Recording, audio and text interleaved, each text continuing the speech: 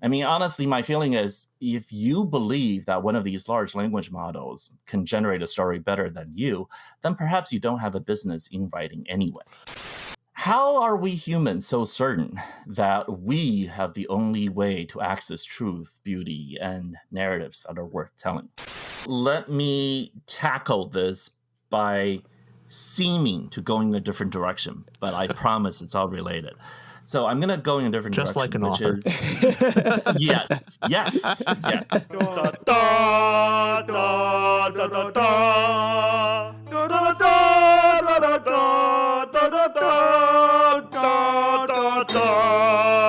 Hello, everybody. Welcome back to another Tutor Ramble episode. I'm one of your hosts, Austin. And I'm your other host, Richard. And Richard and I have the distinct privilege of having the one and only Ken Liu on this podcast, author of The Race of Kings, Paper Menagerie short story. We even have them on the shelves displayed just for you, Ken. Welcome aboard to the Rambler podcast.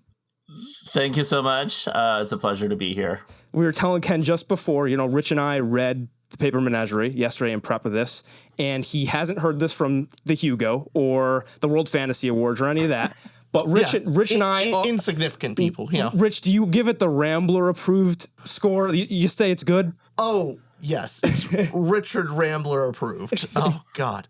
I was thrown for a loop on it, and that story, just on a basic level, confirmed to me of my frustration with a lot of long fantasy, of going, fantasy doesn't need to be this long. Be careful. To get... Ken writes long fantasy, Don't anger him. There's good stuff to it, but when people tell me, like, oh, yeah, you need all that page time to really fall in love with the characters, bollocks. You can fall in love with characters in, like, 5 pages. 1 page, in all honesty. So it's a great story about really human touching subject of motherhood and culture and on regret, history. It's a wonderful story. It's like 20 pages, so easy to read. And Ken, so we're going to be talking aliens, AI, humanity, everything. Ken, welcome to the podcast. I appreciate it. Thank you. Well, that was a great opening. I mean, maybe the whole podcast can just go that way. I'll just sit here and listen.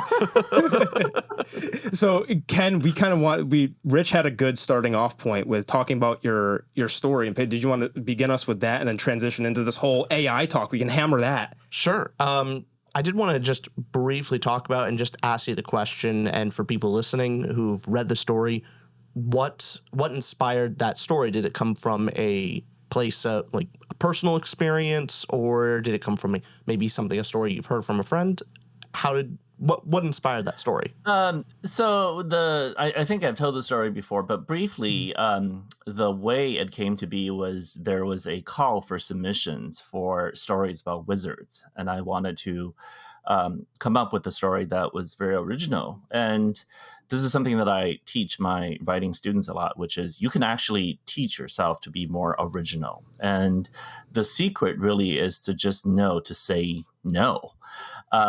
Because the way your brain works is you tend to, it's associational, right? So whenever an idea is raised, you tend to sort of follow the most well-worn connections to other ideas, which means that when you're given a prompt, the very first ideas that come to mind are likely to be cliches because they have the strongest connections, right? They've been repeated so much. So what you want to do is just to keep on saying no to the first ideas until you push past the first 10, 20 ideas. And then you start to form new associations to make connections where there weren't any connections before. And that's how you get the original ideas. So, it actually is, I'm trying to give my students a very practical methodology for how to push themselves to come up with more original ideas.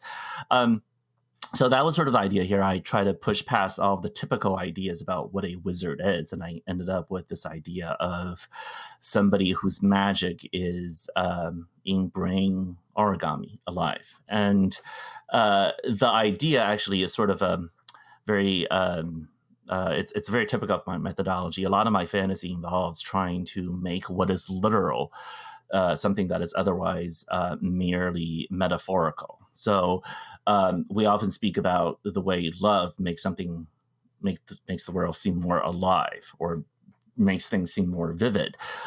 So here is, what is otherwise merely metaphorical made literal. She actually can, from love, breathe life into these creatures and animate them, right? So that's the core idea.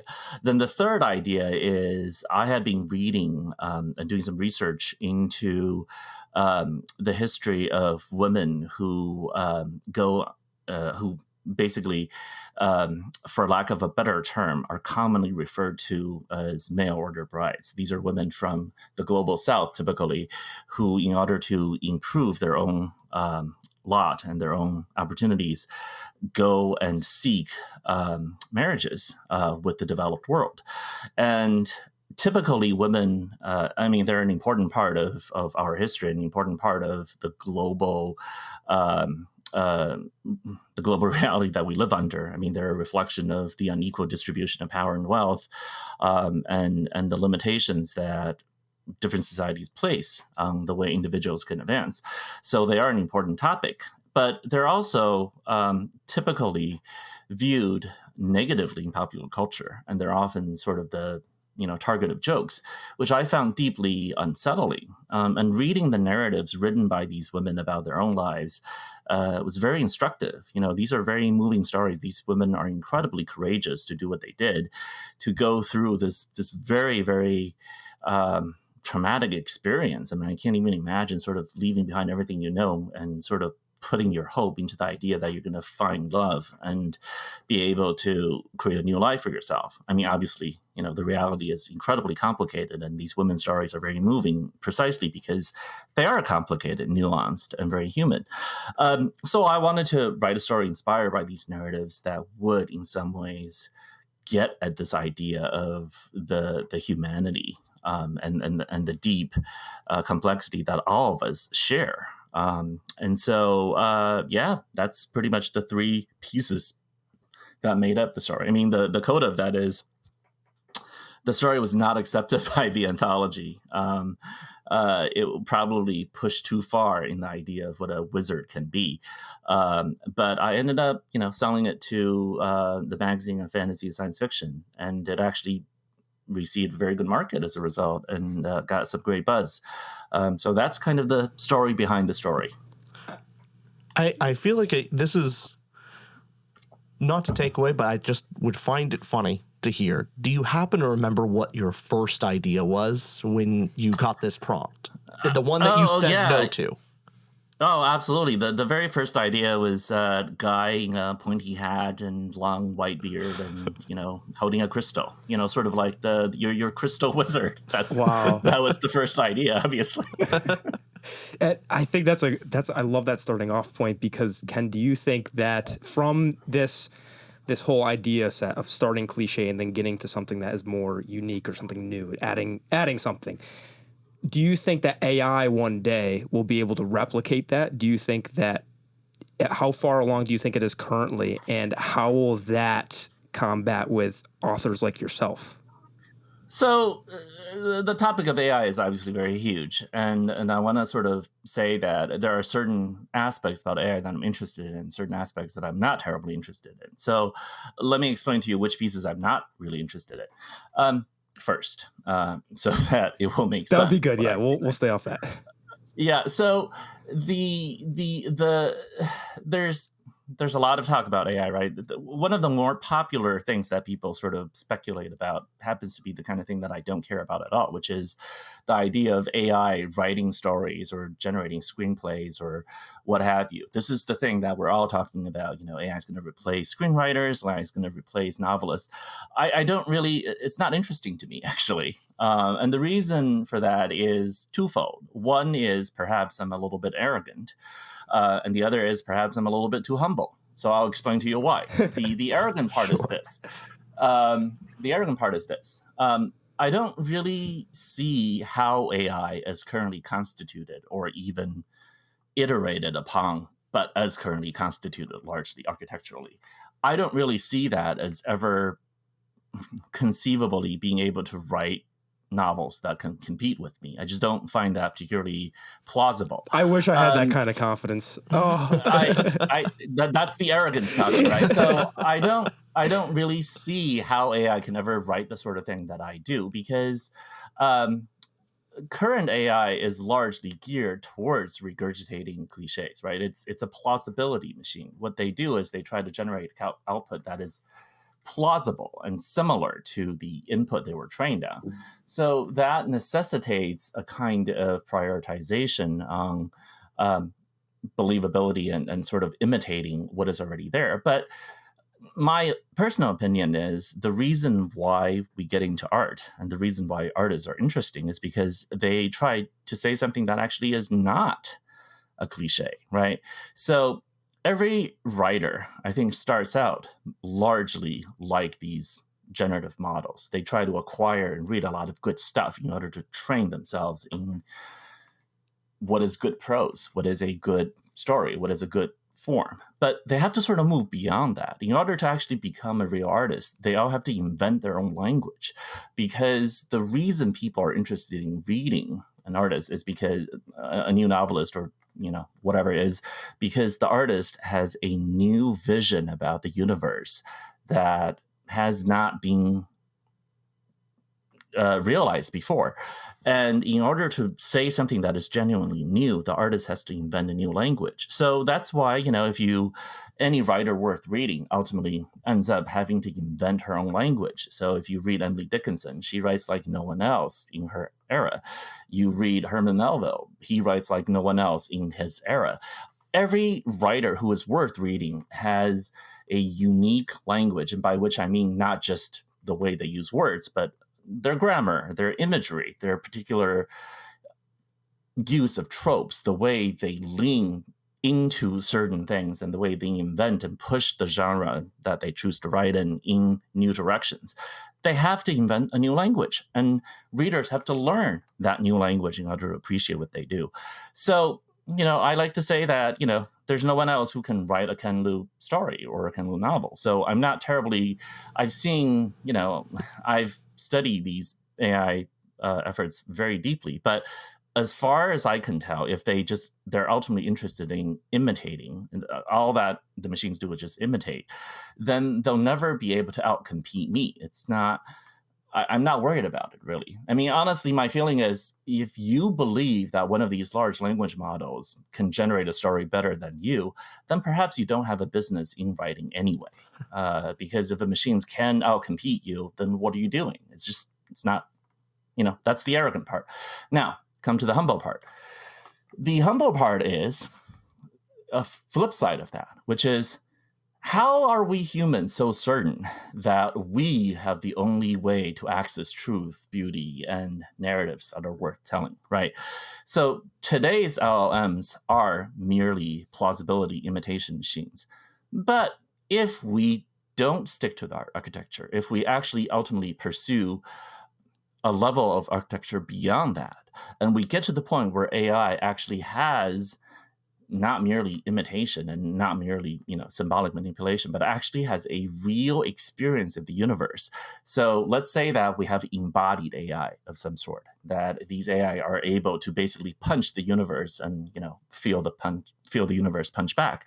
And they actually are engaged in the universe, and they actually acquire consciousness, whatever that means. I'm not going to define it, but whatever that means.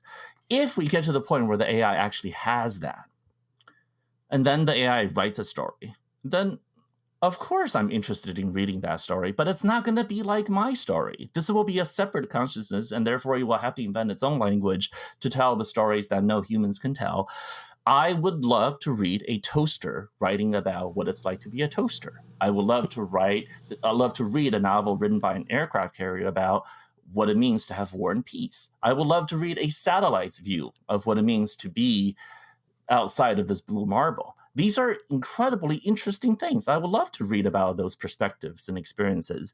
But again, I'm not really scared, because they would be writing different things than me. They would not be me, and therefore they will write different stories. And, we would just be two authors trying to celebrate our love for storytelling together. I mean, I'm hoping that the AI will actually be able to tell a story that I can understand. Maybe the AI will invent such a new language that it will be incredibly hard for me to learn. But I'm hoping that it will be difficult in the way Cormac McCarthy is difficult, meaning you spend some time and learn the language and you can actually get it, as opposed to, I don't know, whale song difficult, which is so alien that it's very hard for us to even get it.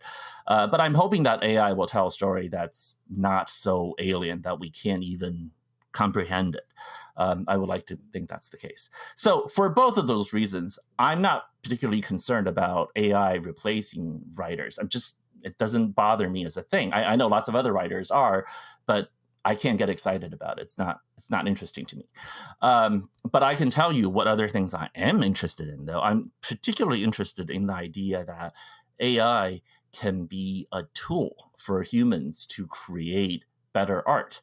So the analogy here would be thinking about AI as the camera or the telescope or the microscope or camera obscura, right? Something that replaces or amplifies human sensorium and makes something that is otherwise very tedious for humans to do not so tedious, and then thereby enlarging the capacity and reach of human imagination into new arenas that could not be reached previously. In the same way that, when the camera was first invented, it was perceived as a threat to a lot of artists. But obviously, if you study the history of 19th century art, the camera had a huge role in changing our perception and our ideas about what is art and changing the way we actually saw the world. And today it would be impossible to sort of think about art without the camera. I mean, some of the most popular art forms like film or cinema, TV, right, TikTok, what have you, these are all formed, the very thing we're engaged in right now, these are all art forms mediated by the camera and made possible by the camera. And I imagine that AI has the same capacity to revolutionize the way we tell stories and to revolutionize the way we think about art. What is the AI equivalent of cinema? What is this new form that has yet to be articulated where humans using AI can reach heights that are not possible right now? I mean, we sort of get little glimpses of it here and there if you see how artists experiment with AI, but we're not quite there yet. And I'm hoping that in my lifetime, we'll actually see those new forms evolve in the same way that those earliest audiences were both terrified but also excited by the first motion pictures, because in those primitive motion pictures, they could glimpse just a very faint echo of the future of Star Wars, of Indiana Jones, of Breaking Bad, of TikTok trends. They couldn't possibly have foreseen all of that just based on that one little clip. In the same way that we cannot foresee where AI art would go just based on the few experiments we can see today. But, the potential is super exciting. So, yeah, that's where I'm. As a tool, I definitely see I can very clearly see the advantage for a lot of different filmmakers with AI. Specifically, you see some of these different animations that come just from generative AI where you put in prompts and you describe it. I believe Nike recently released an ad that was entirely generative AI, which people are upset about. I understand all that, but just on the final product is incredibly impressive for what we have today. And I can definitely see in the future that there will be young film students and people who have great ideas for a video and like a movie or a TV show or an animation requires a huge team of people. It requires a lot of money. And it seems that AI could be this way to remove that barrier of money and other people, where someone with a vision just with their computer can create it and doesn't need a movie studio to create it. I definitely see that as a potential tool in the future for movies. How would you see AI being used as a tool for writers? Do you have maybe an insight on how that would be used? Yeah, so I want to actually sort of push a little bit further on what you said there. I don't think having AI allow people to make movies is even all that interesting. I mean, I don't. I think even that is merely just Can I integrating just it. say, you said my question was uninteresting. I love the gravitas you bring. We need to be, you've both humbled us. We're arrogant because we've had you on the pod, and we're humbled because you've humbled us. Sorry, Ken, continue. All right. So let me continue. So it's not that the question is not interesting. It's just that I don't think having AI making movies, cool as that may be, is even the height of what I'm trying to do. It's sort of like, Sure, it's what we could see next year. It's not what we could see 10 years, 20, 50 exactly, years. Exactly. Yeah. I'm curious about what are the sort of stories that can be told with AI that you can't even understand without AI, if that makes sense. So let me try to sort of push this, right? When they first had motion pictures, they didn't even know what they were going to do, right? The first movies were essentially just filmed versions of stage plays, right? So these things still follow the Aristotelian unities. They had unity of action, of time, of place. But it's only when people were like, wait a minute, we don't actually have to follow that. It's we can invent a whole new grammar of visual storytelling, and people have to learn it, obviously. I mean, it's not like we were born knowing what a reaction shot is. It's not like we were born understanding what a montage is. It's not like we were born and we can interpret, oh, I see, now we're doing the soft lens thing, so this must happen in the past, right? We had to learn all of these conventions. Why is a close-up something that allows you to empathize? Why is, a distant shot giving you that sense of objectivity? Like, all of these cinematic grammar rules were invented, and we had to sort of learn them together on the fly over a period of several decades. What I'm sort of envisioning is there will be new storytelling techniques using AI, whether it's based on generative responsiveness, whether it's based on the kind of manipulation of images that we will learn to interpret, whether it's based on imitating and drawing forth and making references across the huge repertoire of existing art in a way that's faster and quicker and more brutal and sort of flashy than what humans can do now. I don't know what that is, right? In the same way that like no one could have invented it, but we have to invent a grammar of AI storytelling, AI assisted storytelling that we all have to learn. I mean, I can sort of speculate all kinds of random things, and some of them are more interesting than others. I mean, I can imagine, for example, a TV show or a TV show-like thing that is so complicated, that contains so many plots, that contains so many characters, that your average viewer cannot possibly follow them all and cannot even track the story without AI working as a kind of live wiki for them to prompt them and constantly tell them what's going on. That would be interesting and cool. I don't know how I feel about that, but I can see that as being kind of interesting.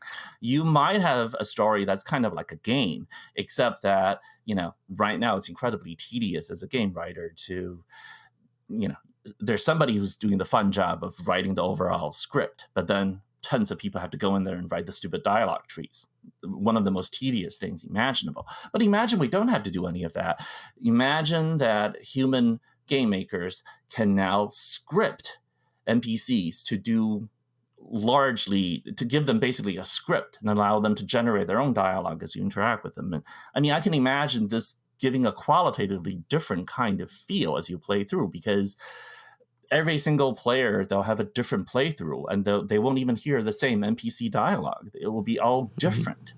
And what does that mean? I mean, is that even interesting? You can pull that even to the future of maybe different types of television or movies, where movies are not, and where games are interactive. You could have movies in the sense of they're interactive, of responding to an audience of how they're perceiving that the story will change. Right.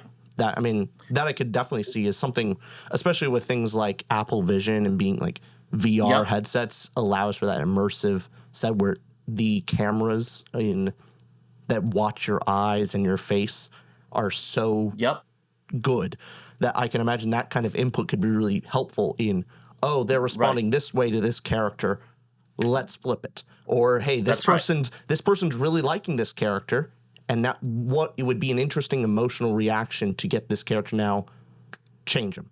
Now they're hostile. That's right. And so now we have a different emotional reaction.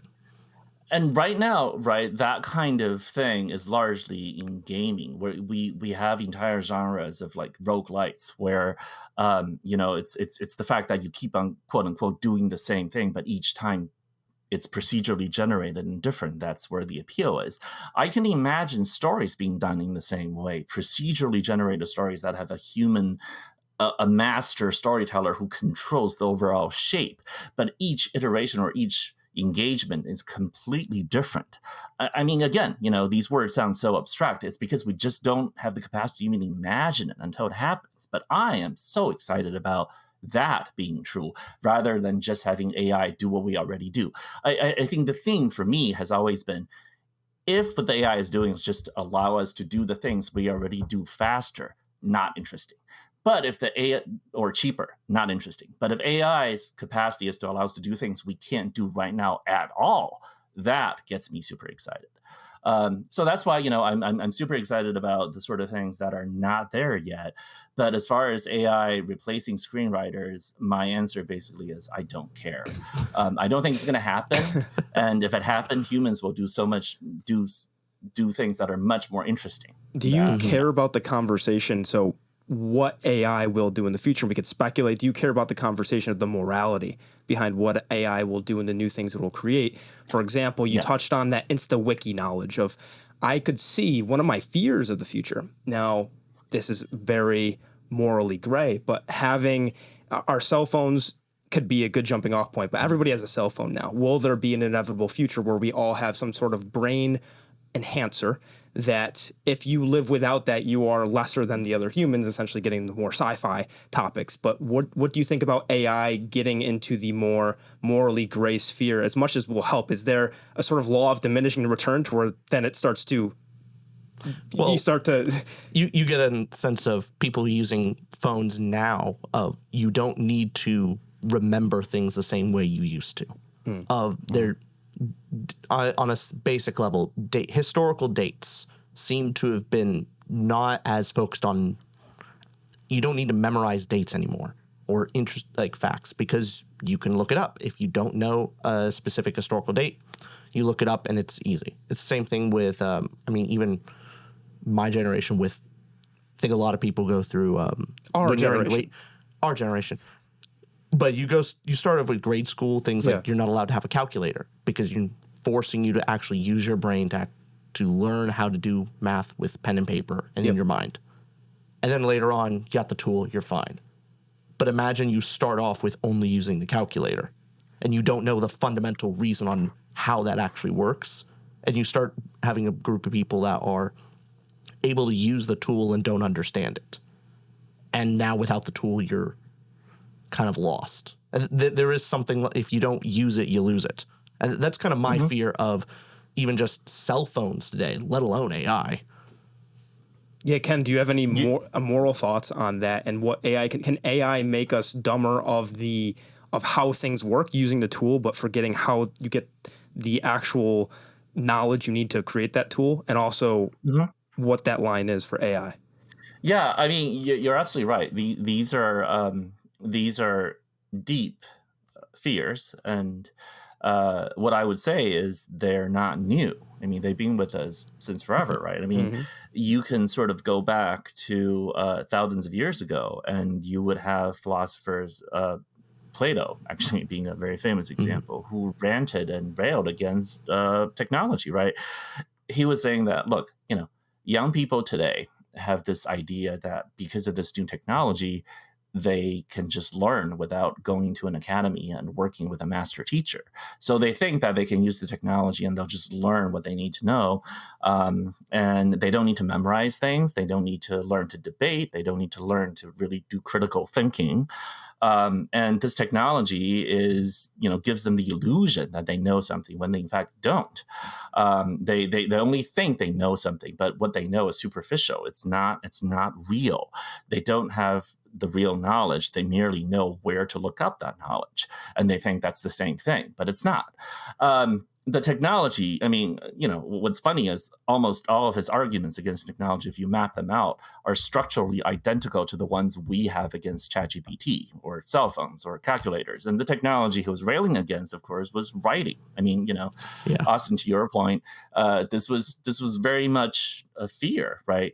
People who know writing obviously have a huge advantage over people who don't. And access to writing and reading was very uneven. You had to to be well read required a huge amount of resources, and only very few people in the past could do so. And today, of course, everybody has those resources and access to such material, but few of us take advantage of it. Most of us would prefer to just look at TikTok. So the problem is different, but the results are the same. But anyways, to go back to your point. I think this idea of the cyborgization of humanity has been there since forever. I think since the time we invented language, this process has sort of kept on going, right? If you think about it, the moment we invented language, our brains are no longer self-contained, and knowledge is no longer merely within our brains. I mean, this has been true for thousands of years. For thousands of years, humans did not actually contain in their own brains everything they know. They know where to look up certain things. They know where to confirm certain things. They know what tools to use to help them, whether these tools are slide rules or tables of logarithms or calculators or computers in the sense of humans doing the computing. The Manhattan Project relied on computers, except those computers are women sitting in a room doing calculations. So it's not like those dudes who did all the work actually did all the calculations or knew exactly what was going on. They relied on computers in the same way that we today have to rely on the expertise and knowledge of tons of things. I mean, this device is a second brain for me. There's a huge amount of stuff that I claim to know, which I do not know other than the fact that it exists on that thing, and I have to go look it up. But I don't think this is necessarily a bad thing. The fact that more and more and more of our brains and our knowledge and our self-awareness and our cognition occurs on hardware platforms outside of our brain is not a bad thing, because that has been like that since forever. The fear that we're going to completely lose control of what we know and the idea that we won't know anything, we'll all just be idiots who know how to push a button, I think it's overblown. I don't. I mean, it's overblown in two ways, I guess. One is that it has always been the case for the vast majority of human history that most people merely know what they need to know to use the technology. They do not, in fact, understand how to create the technology. If you take an average person from today and you throw them back into the 16th century, they're not going to become rich because they won't know how to recreate any of the modern stuff. I mean, we run thought experiments like this all the time. The amount of chemistry, physics, mathematics, and practical engineering and just hands-on expertise that you need to create even the most basic of modern conveniences is unimaginable. No average person, much less an expert in the field, can do such a thing. They just don't have all the knowledge to be able to do it. I mean, you think it's easy to, we, prototypically love to tell these time travel stories about how one of us would go back in the past and just become master of the world because we know so much. It's all nonsense. We don't know anything, not in a practical sense. But I mean, I think like the most practical thing one of us could invent if we went back would be something like a bicycle. But even that is very, very difficult to be able to actually have the engineering knowledge to build such a thing. Very, very difficult. Again, I don't think 1 out of 100 people in the modern world would be capable of it. Maybe 1 out of 1,000 or even less, fewer. So society has functioned largely based on the fact that we are experts in 1 or 2 fields, and we are ignorant of everything else. And it's our combination, our pooling of our knowledge that allows the modern world to keep on going. Even, some expert at designing computer chips, if you told them that they had to go create a chip from scratch using, again, 15th century technology, they can't do it. Just can't. There's so much that they have to know that they don't know. Anyway, back to what we're talking about here. So if more of us now have to sort of do some of our cognition in AI, I don't think it's necessarily a bad thing. I think we will simply end up knowing other things that allow us to use the AI. As long as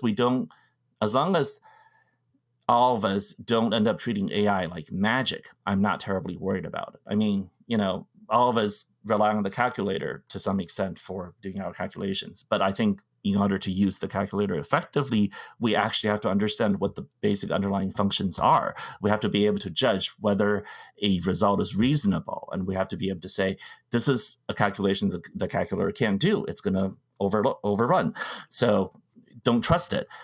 That kind of knowledge, I think we will have to acquire. What are the instances where the AI cannot be trusted? What are the instances where the AI will just give you useless results? What are the places where you can't really use the AI at all? You have to actually go back and do it the old-fashioned way or use some other tools. I think we have to acquire that kind of knowledge, but I'm not terribly concerned about us losing our humanity and expertise because of AI. Now, to go back to some of the other ethics and moral issues, I am incredibly interested in some of these questions, but I don't think they are the questions that are ultimately going to be the ones that will change, the universe. So I'll give you an example. So there's a huge amount of concern over training and the authors of the material being used to train these models, not actually giving permission for that to happen. Yeah. I think that is an incredibly important issue to resolve, but it cannot be resolved legislatively. It cannot be resolved technologically. It has to be resolved legislatively. This is one of those things where we have to rely on the technology of the legal system to solve it. It's not a problem that can be solved by the technologists. They just can't. It's outside of their domain. Who has rights to do what is not a thing that technology can answer for us, and we have to solve that independently. But I'm very optimistic that we can solve those problems. I don't think those are the problems that are unsolvable. And also, I want to be very clear here that I don't think copyright is the right answer at all. I think there's a huge amount of obsession that we have over copyright and whether copyright can provide the answers. And my instinct is no, because copyright is a very blunt instrument, and most of the time it doesn't even solve the problem we want to solve anyway. To give you a very simple example, if you think copyright is the only issue, then presumably copyright holders are the only people who need to give permission for material to be used for training on these generative AI stuff. But that's not, to me, the right answer at all, because copyright is often held by large corporations, and the individual creators would not be compensated or have any control over what happens to their labor. I mean, American copy law has evolved to basically ignore the concept of moral rights. So because, we view copyright as a purely economic thing. So say the New York Times decides to make its archive of articles available for training, none of the actual reporters and freelance writers who wrote those things would be compensated or have any say over what happens to their words at all. I don't think intuitively we think that's the right answer, or maybe some people do, but I don't. I feel very strongly that individual creators, being the individual inventors of their languages, must have some say in what happens to their words. It's not merely a matter of copyright. So that's why I think these things have to be solved legislatively and outside of, even the current system of rules and rights, because it's beyond that. However, I don't think those are ultimately the most interesting questions, because ultimately, if all that AI does is regurgitate and recombine and imitate what has already been done, it's not a transformative technology. I don't think it has the potential to revolutionize the world much if that's all it can do. It must at some point be capable of originality in the sense that we understand the term. And at some point, the idea of learning and being trained on existing material just can't be an unresolved problem. And then we have to sort of go to the part where it's about, is the generated material itself actually good enough for more material for more AI to be trained on? I mean, right now the answer is no, right? Right now AI companies don't want their models to be trained on machine output because they know it's garbage. They know it's no good. But at some point, that should no longer be the case. That's where I think the interesting stuff will happen. That's when we sort of talk about what does it actually mean to have originality? What does it actually mean to have machines doing learning? What does it mean to actually co-write with AI or to even trust the output of AI? Anyway, my feeling is the things that we are incredibly obsessed with right now are important, but they are temporary. They're temporary problems. The really interesting problems will have to come later after we've solved these. Well, this brings up a interesting question when we're talking about originality. I think on a basic level, if you think about human originality, I think humans and AI, in many ways, it's similarly trained. Of how a writer is, when a writer is training to become a writer, they are reading other people's works. And especially in the beginning, they are just picking up ideas from others and then combining it. Ultimately, an original idea is taking two things and putting them together in a way that hasn't been done before. I don't see that as being beyond the pale of what AI could do. That seems like a very basic idea. And it kind of goes back to when AI is training on works. And it's definitely different from humans, but in the same way that a author takes two books they read and go, oh, what if we combine these two ideas together? Those authors don't get compensated for that, for that idea, even though that author was trained on the previous works. So I understand AI is different, but I wanted to just posit the question on the idea of originality and how humans and AI are being treated differently in many ways, but they operate the same. You're again absolutely right. I mean, there's an argument to be made that there should be no permission required for AI to learn from material that we put out at all. I mean, nobody requires permission from the author to read their books and learn. So why should AI be treated any differently? I mean, like you say, AI is different, at least as currently constituted. So we do have these arguments, but it doesn't have to be that way. Originality also, complicated question. I mean, here's my answer, and I'm not sure it's going to be satisfying to everybody, but it's my answer. My answer is, for me, the fundamental difference really is there a consciousness, a separate consciousness trying to engage with the world in some way? I don't believe originality is merely a matter of recombining existing elements in novel combinations. I really don't. I think that there is something being added, a little spark being added by consciousness in terms of making connections that couldn't exist before, in terms of making a choice, not a random recombination, but a choice-based recombination of existing elements. There's a little spark there that happens that causes something to be called original. And that's not happening with AI right now. Now, people who are big AI proponents will say, well, you're moving the goalpost, every time you say this, you're just saying, well, what we do is not what humans do, and therefore it's not good enough. Well, I say, so what? Of course we're moving the goalposts because we don't really know what intelligence is or consciousness is, which is why we have to sort of figure it out as it happens. I mean, there used to be this idea that if a machine can hold a conversation with you, that means the machine must be intelligent and conscious in some sense, because how can a conversation happen without that? Well, the thing is, we now can do that. And we also know that the model has no consciousness. I mean, I know a few people disagree and they think ChatGPT is conscious, but I don't. I mean, from what I understand of how it works, it's not. So yes, we're going to move the goalpost. The Turing test turned out to be a really bad test and not useful. So we're going to throw it out. But that's entirely normal. If you don't move the goalpost and you're just sort of stuck with what you had before when you didn't understand things, then we're stuck. I mean, I don't see how that's any better.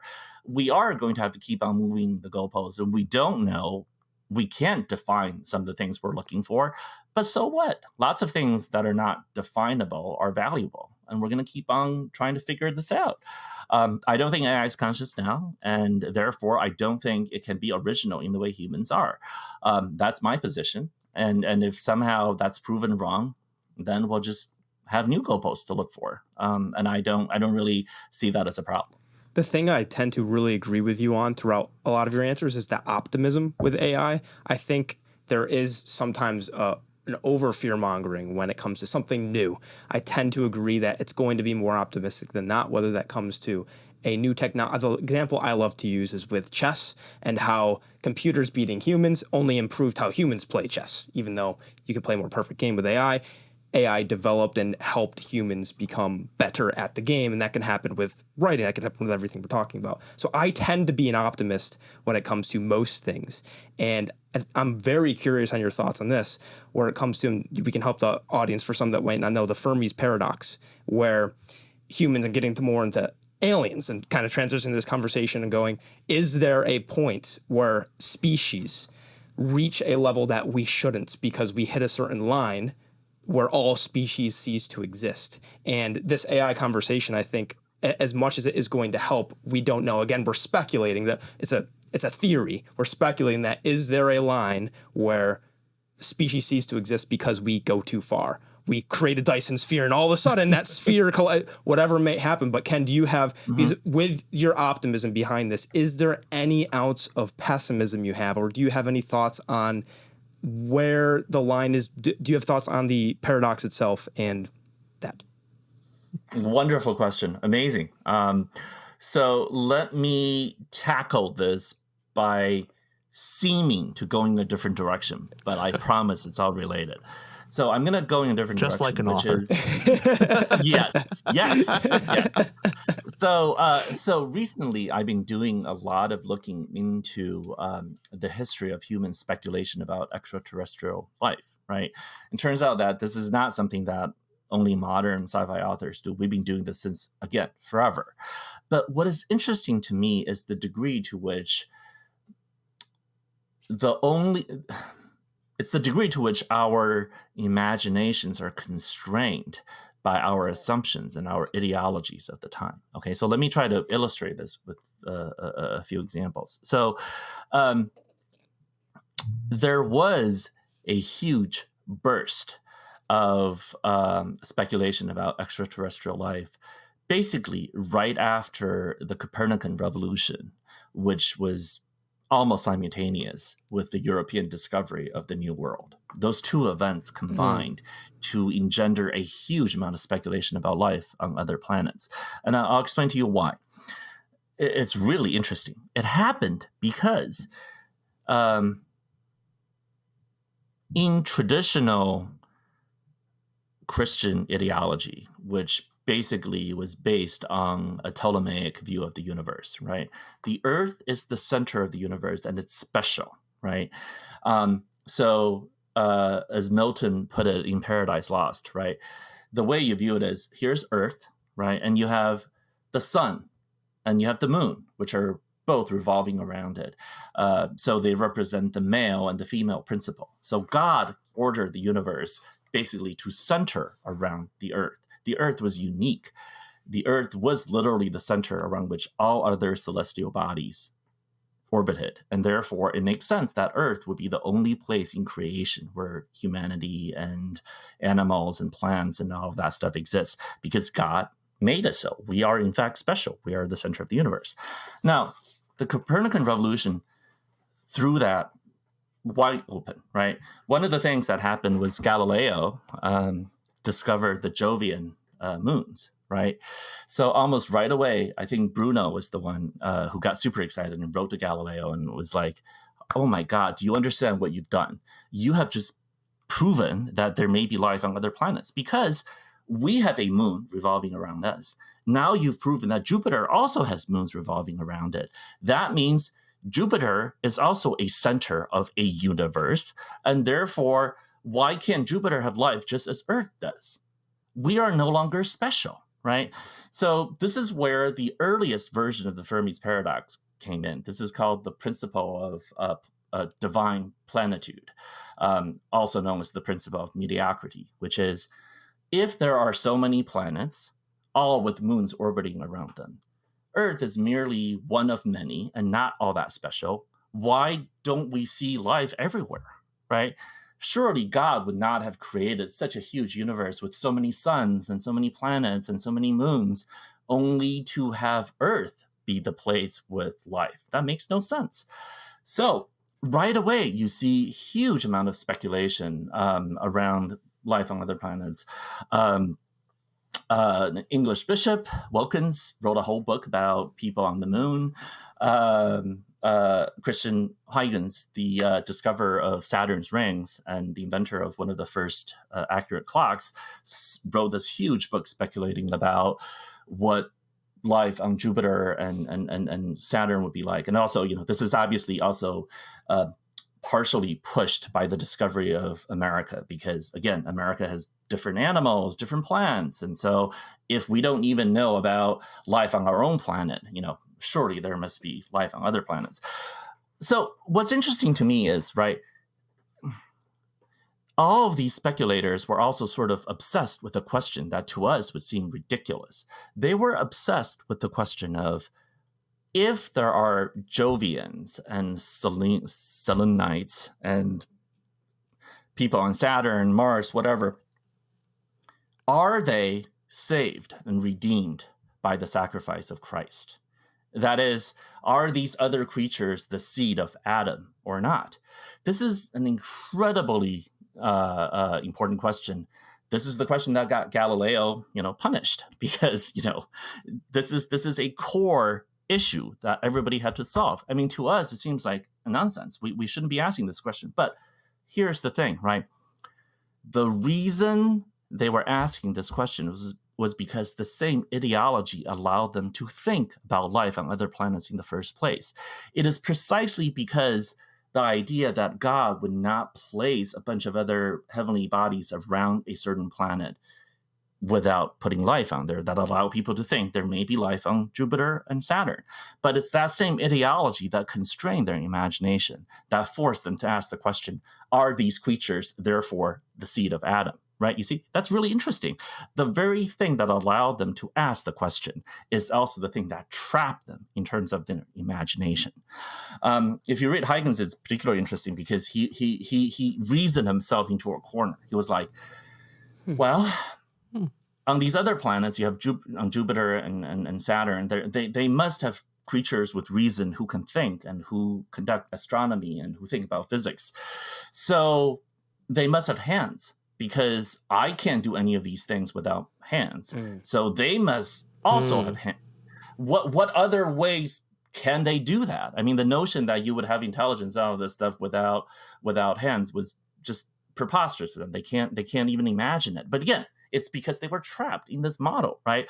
And he also said, okay, what about war? What about hatred? What about prejudice? Do those aliens have those things? And his answer is yes, they must do, because again, reasoning from first principles, God is perfect, and yet God put those things into us. Why? Because God wanted us to compete with our enemies, and in that process, design ever better weapons and invent more engineering and discover more science. So that must be true of the aliens too. So even our flaws must be part of the divine plan to make us perfect in the long run. Again, the very ideology that allowed us to ask the question became the trap for how his imagination would run. So now I'm going to run the full circle. This pattern happens over and over again. It's not just with that era. It happened later on when we were talking about canals on Mars. It happens to be the same time when we were thinking about geoengineering the Earth and building canals that would be globe spanning. It sort of is the same as when science fiction writers started thinking about War of the Worlds. It's when there was a huge amount of concern within Europe about invasion of the homeland from the oppressed colonies.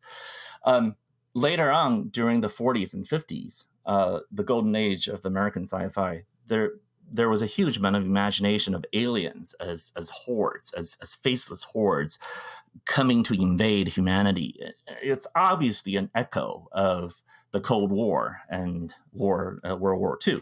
So what's interesting to me over and over again is the degree to which the very ideology and the very assumptions that allow us to speculate and imagine other possibilities also end up trapping the imagination in certain ways.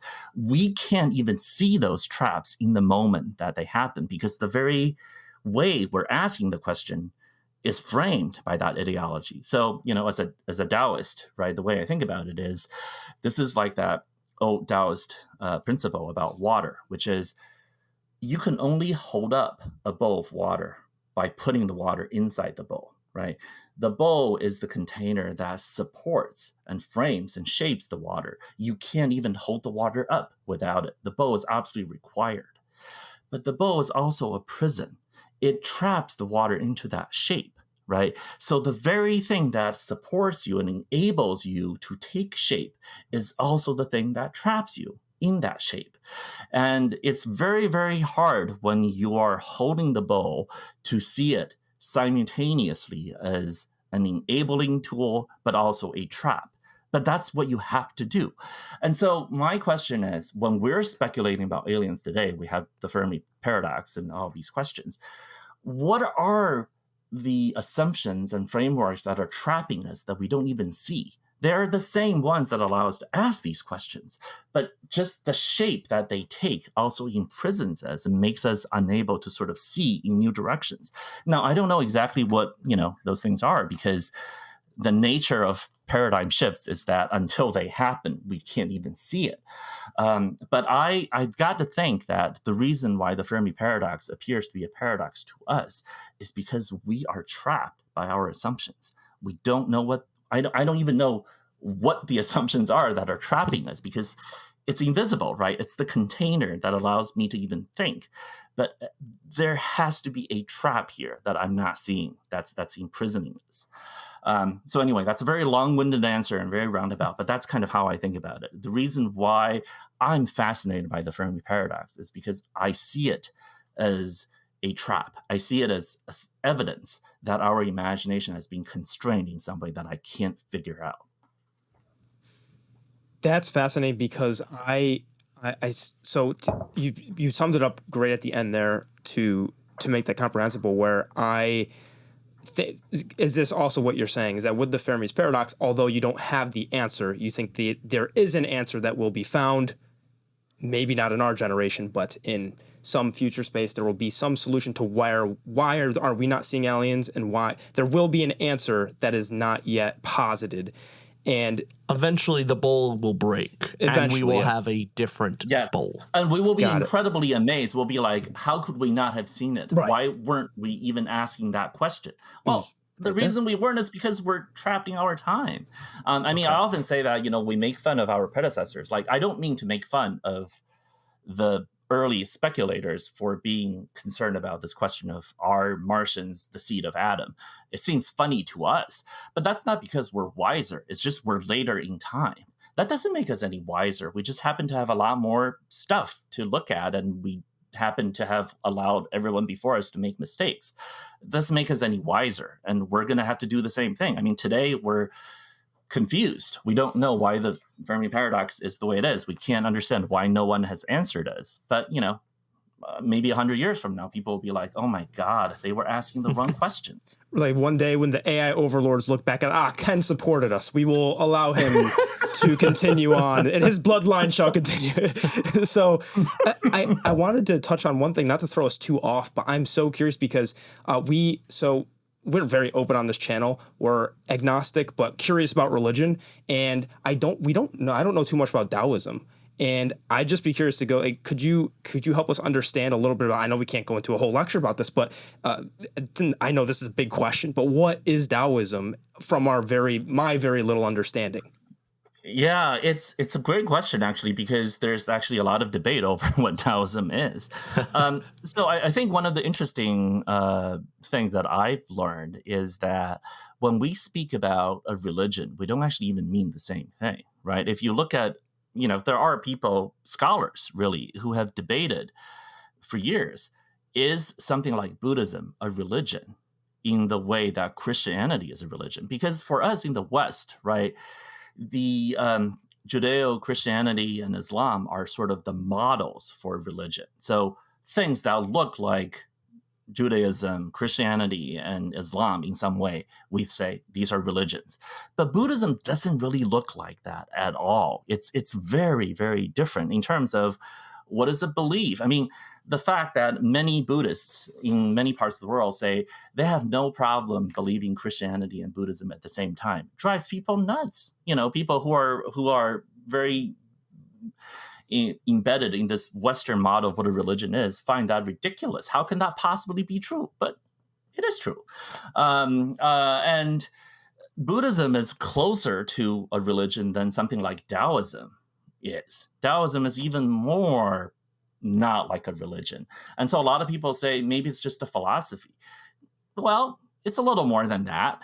So it's hard. It's hard to pin it down. So in terms of what I want to say is, I would say I think of Daoism largely as a philosophy, but it's not necessarily a philosophy in the same sense that, Plato and Aristotle are philosophers. Like, would you Lao say Tzu and Stoicism isn't to Daoism? Would you put those on the same? I would put them in similar categories. Okay. Yes. Got it. They are very close to each other. Yes, absolutely. And so Taoism is, I would say a philosophy, but it also has mystical elements to it. But if you sort of pare away some of that and sort of boil it down to its very basic, it's this belief that I would say that Taoism has a very mystical bent to it. And it basically believes that there is an order to the way the universe operates, and that it is better for us to harmonize with that order rather than to strive against it. And the order of the universe is not something that is without conflict or opposition. Taoism speaks yin and yang and the binariness of it, but it very much emphasized the idea that both sides, the yin and the yang, are in fact aspects of the same unity, that the pattern and the nature of the universe is such that all of these binary oppositions are to be resolved ultimately in a oneness that we don't necessarily see right away, but it is there, and that we are happier and more satisfied when we harmonize ourselves to that order rather than trying to strive against it. So a lot of Taoism is about paradoxes. The marriage of Buddhism and Taoism is Zen Buddhism, which I think a lot of Westerners are much more familiar with. The dedication to paradoxes, to asking questions that seem to have no answers, that's very much an aspect of the mystical aspect of Taoism. This idea of let's not trust language, let's not trust our perceptions, because these things are misleading. The real nature of the universe requires deeper understanding of where the binaries merge into a unity. And I think that's why also Taoism is very attractive to a lot of us who are now trained in the modern scientific framework, because the more you understand the science of things, the more you realize how reality is very, very different from our macro scale model of it, right? I mean, light is both a particle and a wave. Atoms are in fact mostly quote unquote emptiness, whatever that means. I mean, these are very weird things to think about. And Taoism would say, well, that weirdness is inherent in the nature of the universe. It's the yin and the yang. And the fact that you are puzzled is because you have not truly understood the nature of the universe, and you need to go with it. So that's kind of my short summary of it. Which goes very hand in hand with your thought on the Fermi's paradox of that example you gave with the bowl and water in and not spilling over. Rich and I know what we really appreciate about, we've read The Grace of Kings, and we've done the sacrilege of not reading on yet because there's so many books to read. And we will. We are our patrons, and shout out Orcish Dad, who is one of our one of our OG patrons. Didn't say I would say OG in front of Ken Liu, but he's one of our original patrons, and he is, and others are pitching the Wallstones like, gotta read it now. And something I know Rich and I appreciate about your books is that we like getting the more Eastern philosophy as well, and because we can get used to a lot of fantasy can have kind of the same basis. And so when Reggie read like the Rage of Dragons, and also the Grace of Kings, we love our what we've read. Oh, Sword of Kaigen, the kind of getting a different. I love Lord of the Rings. I love it. Oh, it's the best. I love our Western fantasy stuff. I love Lord of the Rings great, too.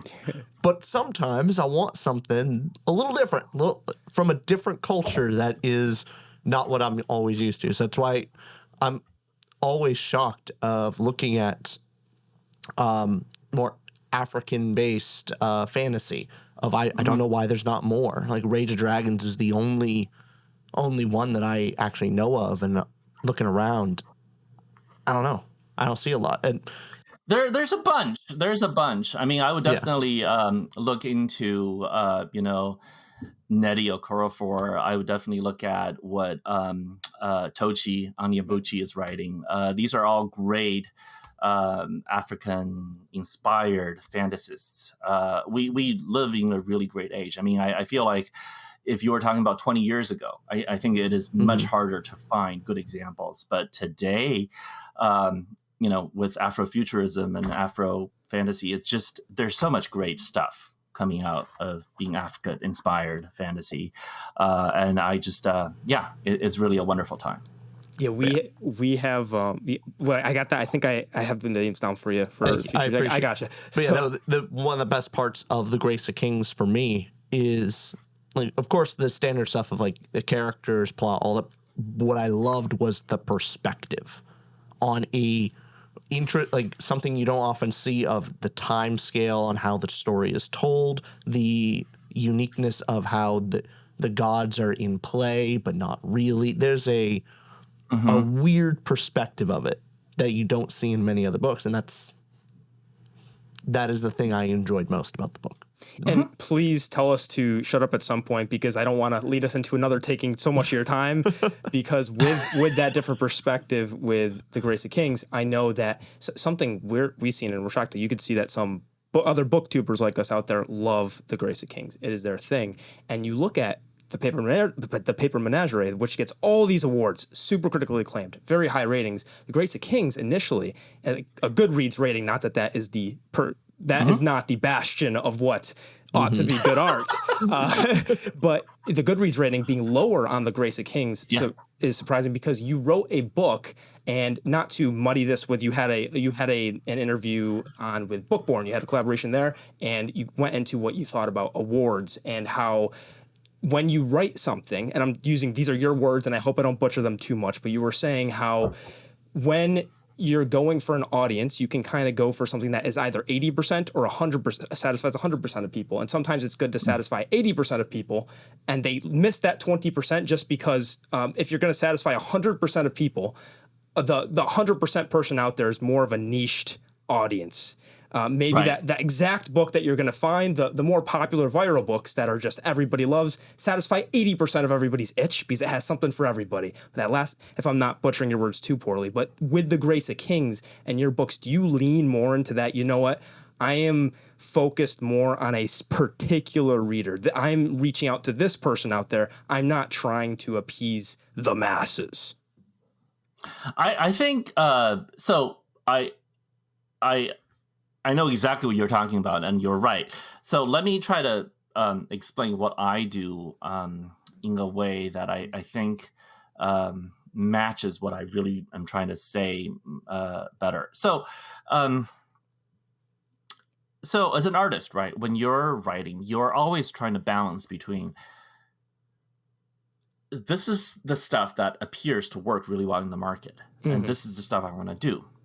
Should I triangulate between them and achieve something that sort of does both? Can I do the thing that I want to do, but also satisfy and tick all the boxes that I think the reader's looking for? And I think that's a good model for what's happening. I think that's a good model. But I don't actually think it's all that accurate in terms of what I'm doing. So let me explain to you why. Okay? Yeah, absolutely. The reason why I don't think that model is particularly good for me is because as I've gotten more experience in the field, I'm more and more doubtful about how good writers are really at intuiting and figuring out the things that tick all those boxes for readers. Okay.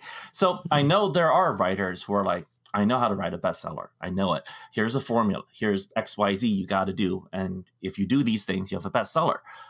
I know they're really confident about what they're saying. And I actually know some writers who have told me repeatedly that they can execute a bestseller, no problem. And they just need a bit of luck to get that happen. I'm not disbelieving them, but I will say that I myself don't seem to have that skill.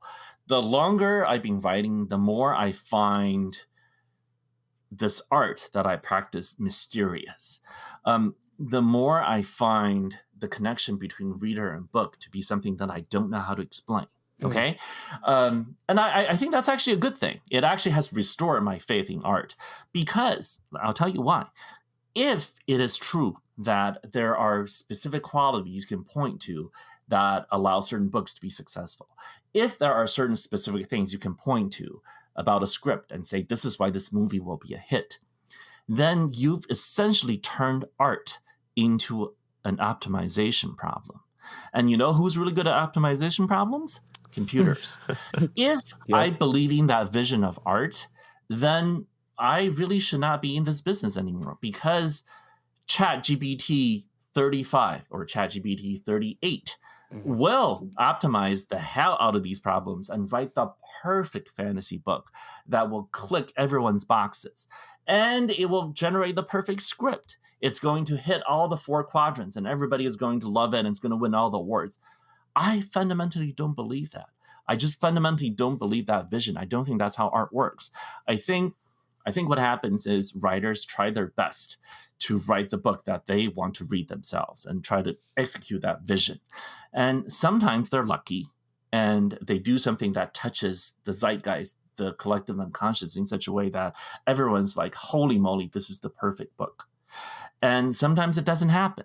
Okay. And they do the best thing they can, and only maybe 20% of the readers resonate with it.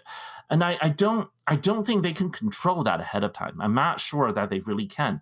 I think writers who say, I'm just going to write the book that I want to write, and I don't really care who reads it or not. And I think Cormac McCarthy is somebody who's like that. And, his books are popular. For literary novels, they're incredibly popular. And I don't think he went out to write popular books. I think he went out to write books that he wanted to read. And I think that's what a lot of us do. A lot of us say that we're trying to write popular books, but I'm not sure we know how. I think we try to write the best books that we can, the books that we really love. And sometimes we're lucky, and a lot of people fell in love with those books too. But I'm not entirely convinced that it's something that we can engineer and control all that well. So that's kind of how I view it. Gotcha. I'm not convinced that that it is possible to deliberately set out to write a bestseller. I think if that were true, we would have a lot more people being successful at this business than we do. I think it's so much more based on luck than anything else. You're trying to write the book that you want to be a bestseller. And ultimately, not that there's an actual objective there, but what you at least think, hope, believe would be. Because you think you're tapping into something universal. Because you think you're tapping into something about the human condition that is cool. I mean, I think writers ultimately are like kids, right? I mean, if you remember when we were kids, you go out and play and you see something, you see the shiny rock, and you're like, holy moly, this is the most beautiful thing ever. You bring it back and show all your friends and show your family because you think it's cool. You think this is actually something wonderful, amazing, universal. I think that's what writers are. If we grab a story, a lot of us think the story is so moving to me because it's universal. It's wonderful. It's beautiful. I want to share it. And, if we're lucky, a lot of other people agree. And if we're not, some people will still agree. And that's wonderful, too. To finish us off with this question from our patron, SD, we always like to finish with, buttering up the people that pay us. Got to, sorry, Ken. He has this great question. So think puts a capsule on a lot of your thoughts. And he asks, many of your stories explore themes of technology, identity, and the human experience. What draws you to these particular themes? And to kind of add on to put a capsule on that is what makes you so curious? Because clearly you are a deep thinker, and clearly you love these themes as Steve's describing. What brought you to this? How did you create this personality, and where'd this come from? Wow. Tell us Wow. how you came to be and your idea. Start at age one, where you went to school. Walk us. Oh my God! I mean, I wish I have a great answer for this, but I don't. Here's my best attempt at answering it, which is, I don't know. I think okay. So I have a theory. That all of us, are born into this world, and we're just trying to. I mean, if you think about it, we are pretty amazing creatures, right? There's no one like us in the billions of years before us. And I would imagine there's not going to be another person like us in the billions of years that comes after us until the universe ends. So between that eternity, there's this tiny little flash in which you're conscious. That is incredibly miraculous that you got the chance to do this. You got the experience to experience the universe for that little brief flash. So what is the meaning of that, right? I mean, surely you were created and you're gonna die, but in that little brief flash, what are you meant to do? So my own mystical theory is that you're supposed to craft a story about who you are, a story that you tell yourself about who you are. And if you're lucky, by the time you die, you're like, I told the story I wanted to tell. This is actually the story I want to tell. And now I can fade into the eternal darkness, having told my story. And that was my purpose. I did it. I think that's what we're all trying to do, right? So what is my story? I feel like the thing that has characterized my own creative pursuit as an artist throughout has been this deep interest in what does it mean to be human, right? And my answer is a little bit different from a lot of answers I've heard before, which is I think there's a deep tradition of viewing humanity as something separate from, say, technology, from politics, from all the other stuff that we add into our lives. They're viewed as complications. And to be human means you sort of reject those things and search for the purity of the human experience. I don't think that's quite right, at least not for me. I sort of view being human as inseparable from our craft, right? Humans are distinguished by the fact that we make a lot of stuff. We have this capacity of imagining things that don't exist and then actually make them exist. If you think about it, that is pretty wild and incredible, right?